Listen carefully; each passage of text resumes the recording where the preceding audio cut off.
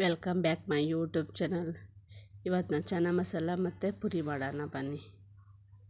ಚನ್ನ ಮಸಾಲ ಹೇಗೆ ಮಾಡೋದು ಅಂತ ನೋಡೋಣ. ಇದು ಕಡಲೆಕಾಳನ್ನು ರಾತ್ರಿ ಫುಲ್ ನೆನೆಸಿಟ್ಟುಕೊಂಡಿದ್ದೀನಿ. ತುಂಬ ಚೆನ್ನಾಗಿ ನೆಂದಿದೆ. ಅದನ್ನು ಇವಾಗ ಬೇಯಿಸ್ಕೊಳ್ಬೇಕಾಗತ್ತೆ. ನಾವು ಒಂದು ಕುಕ್ಕರ್ ಇಟ್ಬಿಟ್ಟು ಅದಕ್ಕೆ ಕಡಲೆಕಾಳು ಹಾಕಬೇಕು. ಆಮೇಲೆ ಸ್ವಲ್ಪ ನೀರು ಹಾಕ್ಬೇಕು. ನೀರು ನಿಮ್ಗೆ ಎಷ್ಟು ಬೇಕಂತ ಗೊತ್ತಾಗುತ್ತೆ. ನಾನು ಕಡಲೆಕಾಳಿಗಿಂತ ಸ್ವಲ್ಪ ಮೇಲೆ ನೀರು ಹಾಕ್ತೀನಿ. ಇಲ್ಲ ಜಾಸ್ತಿ ನೀರು ಹಾಕಿದ್ರೆ ನಮಗೆ ತುಂಬ ನೀರಾಗಿಬಿಡತ್ತೆ. ಆಮೇಲೆ ಅದಕ್ಕಾಗಿ ಹಾಗೆ ಕುಕ್ಕರ ಮುಚ್ಚಿಬಿಟ್ಟು 3 ವಿಸಿಲ್ ಇಲ್ಲ 4 ವಿಸಿಲ್ ಕೊಡಬೇಕು. ಯಾಕಂದರೆ ರಾತ್ರಿ ಫುಲ್ ನೆಂದಿದೆಯಲ್ಲ, 3 ಸಾಕಾಗತ್ತೆ. ಅಷ್ಟು ಕೊಡಬೇಕು. ಬೇಗನೆ ಬೇಯುತ್ತೆ. ಅಷ್ಟರೊಳಗೆ ಬೇಯಲಿ. ಅದು ಅಷ್ಟರೊಳಗೆ ನಮ್ಗೆ ಏನೇನು ಬೇಕು ಮಸಾಲಾಗೆ ನೋಡೋಣ ಬನ್ನಿ. ಟೊಮೆಟೊ, ಬೆಳ್ಳುಳ್ಳಿ, ಶುಂಠಿ, ಈರುಳ್ಳಿ, ಆಮೇಲೆ ಇದು ಚಕ್ಕೆ, ಲವಂಗ, ಏಲಕ್ಕಿ, ಇಟ್ಕೊಂಡಿದ್ದೀನಿ ಜೀರಿಗೆ, ಕಡಲೆ ಇದಿಷ್ಟು ನಾವು ಫ್ರೈ ಮಾಡ್ಕೊಳ್ಬೇಕಾಗತ್ತೆ. ಇದು ಒಗ್ಗರಣೆಗೆ ಮಾತ್ರ ಈರುಳ್ಳಿ. ಇದು ಮಸಾಲ, ಅರಿಶಿನ ಪುಡಿ, ಮೆಣಸಿನ್ಕಾಯಿ ಪೌಡ್ರ್, ಧನಿಯಾ ಪುಡಿ, ಹಾಗೆ ಇದು chilli powder, garam masala powder ಇಟ್ಕೊಂಡಿದ್ದೀನಿ. ಹಾಗೆ ಗ್ಯಾಸ್ ಹಚ್ಬಿಟ್ಟು ಒಂದು ತಪ್ಪಲೆ ಇಟ್ಬಿಟ್ಟು ಇದನ್ನೆಲ್ಲ ಫ್ರೈ ಮಾಡ್ಕೊಳ್ಬೇಕಾಗತ್ತೆ. ನಾವು ರುಬ್ಬಬೇಕಲ್ವ, ಅದಕ್ಕಾಗಿ ಸ್ವಲ್ಪ ಇದು ಗರಂ ಮಸಾಲೆ ಇತ್ತಲ್ಲ, ಚಕ್ಕೆ, ಲವಂಗ, ಏಲಕ್ಕಿ ಅದು ಹಾಕ್ಬಿಡಬೇಕು ಫಸ್ಟು. ಸ್ವಲ್ಪ ಗಮ್ಮಂತ ಸ್ಮೆಲ್ ಬರುತ್ತೆ. ಆವಾಗ ಈರುಳ್ಳಿ ಸ್ವಲ್ಪ ಫ್ರೈ ಮಾಡ್ಕೊಳ್ಳಿ ಚೆನ್ನಾಗಿ. ಸ್ವಲ್ಪ ಕೈ ಇಟ್ಕೊಂಡು ಫ್ರೈ ಮಾಡ್ಕೊಳ್ಳಿ. ನಿಮ್ಗೆ ಎಣ್ಣೆ ಎಷ್ಟು ಬೇಕಂತ ಅಷ್ಟು ಹಾಕ್ಕೊಳ್ಳಿ ಅಷ್ಟೇ. ಅದು ಫ್ರೈ ಆದಮೇಲೆ ಟೊಮೆಟೊ ಹಾಕ್ಕೊಳ್ಳಿ. ಟೊಮೆಟೊ ಸ್ವಲ್ಪ ಫ್ರೈ ಮಾಡ್ಕೊಳ್ಳಿ. ಅಂದರೆ ಸ್ವಲ್ಪ ಎಲ್ಲ ಒಂಥರ ಬಾಡ್ದಂಗೆ ಆಗಬೇಕಷ್ಟೇ. ಅಂದರೆ ಸ್ವಲ್ಪ ಕೆಂಪಾಗಬೇಕಷ್ಟೇ.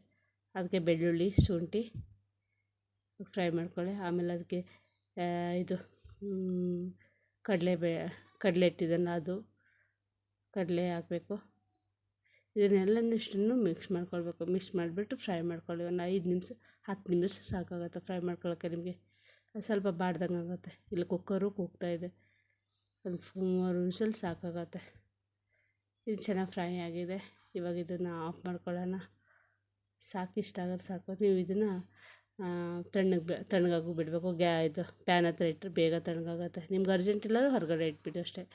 ಈ ಕುಕ್ಕರು ಆಯಿತು, ಬಂದ್ ಮಾಡೋಣ.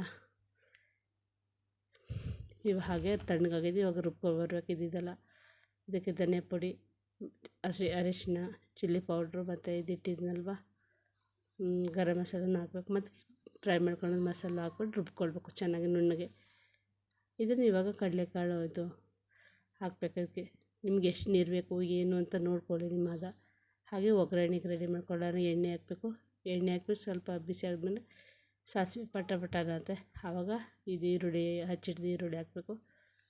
ಹಾಗೆ ಈರುಳ್ಳಿ ಮತ್ತು ಇದು ಕರಿಬೇವಿನ ಸೊಪ್ಪು, ಹಾಗೆ ಸ್ವಲ್ಪ ರುಚಿ ಹಾಕ್ಬಿಟ್ಟು ಸ್ವಲ್ಪ ಬಾಡಿಸಿ ಫ್ರೈ ಮಾಡ್ಕೊಳ್ಳಿ. ಒಗ್ಗರಣೆ ರೆಡಿಯಾಗಿದೆ. ಇವಾಗ ಅದಕ್ಕೆ ಹಾಕೊಳ್ಳೋಣ. ಹಾಗೆ ಉಪ್ಪು ನಿಮ್ಮ ರುಚಿಗೆ ತಕ್ಕಂಥಷ್ಟು ಉಪ್ಪು ಹಾಕ್ಬಿಟ್ಟು 10 ನಿಮಿಷ ಕುದೀಲಿ ಅಷ್ಟೇ ಸಾಕು. ಆಯಿತು, ಆಗಿದೆ ಇವಾಗ ಮೋಸ್ಟ್ 10 ನಿಮಿಷ ಕುದಿದ್ಬಿಟ್ರೆ ನಿಮ್ಗೆ ರೆಡಿ ಆಗುತ್ತೆ. ನಿಮ್ಮ ನೀರು ಪ್ರಕಾರ ನಿಮ್ಗೆ ಎಷ್ಟು ಬೇಕು. ಫುಲ್ ಡ್ರೈ ಥರನೂ ಮಾಡ್ತಾರೆ. ನಂಗೆ ಸ್ವಲ್ಪ ಮಸಾಲೆ ಥರ ಬೇಕು, ಅದಕ್ಕೆ ಈ ಥರ ಮಾಡಿದ್ದೀನಿ. ಲಾಸ್ಟಿಗೆ ಕೊತ್ತಂಬರಿ ಸೊಪ್ಪು ಹಾಕಿ ತಿರ್ಸ್ಬೇಕು. ಲಾಸ್ಟಿಗೆ ಕೊತ್ತಂಬರಿ ಸೊಪ್ಪು ಹಾಕಿಬಿಟ್ಟು ತಿರ್ಸ್ಬೇಕು. ಗ್ಯಾಸ್ ಆಫ್ ಮಾಡಿದ್ದೀನಿ. ಇವಾಗ ನಮ್ಮ ಚನ್ನ ಮಸಾಲ ರೆಡಿಯಾಗಿದೆ. ಪುರಿಗೆ ಮತ್ತು ಚಪಾತಿಗೆ ತಿನ್ನೋಕ್ಕೆ ತುಂಬ ಇಷ್ಟ ಆಗುತ್ತೆ. ಯಾರ್ಯಾರಿಗೆ ಚನ್ನ ಮಸಾಲ ಮತ್ತು ಪುರಿ ತಿಂತೀರೋ ಜಾಸ್ತಿ ಕಮೆಂಟ್ ಮಾಡಿ. ಯಾರ್ಯಾರಿಗೆ ಇಷ್ಟ ಚನ್ನ ಮಸಾಲ ಅಂತ ಕಮೆಂಟ್ ಮಾಡಿ ಆಯಿತಾ. ಅದರ ಮೇಲೆ ಬಿಸಿ ಬಿಸಿ ಪುರಿ ಮತ್ತು ಇದ್ದಿದ್ರೆ ತುಂಬ ಚೆನ್ನಾಗಿರುತ್ತೆ. ಹಾಗೆ ಅದ್ರ ಮೇಲೆ ಸ್ವಲ್ಪ ಈರುಳ್ಳಿ, ಕೊತ್ತಂಬರಿ ಸೊಪ್ಪು ಹಾಕ್ಬಿಟ್ಟು ತಿಂದರೆ ತುಂಬ ಚೆನ್ನಾಗಿರುತ್ತೆ.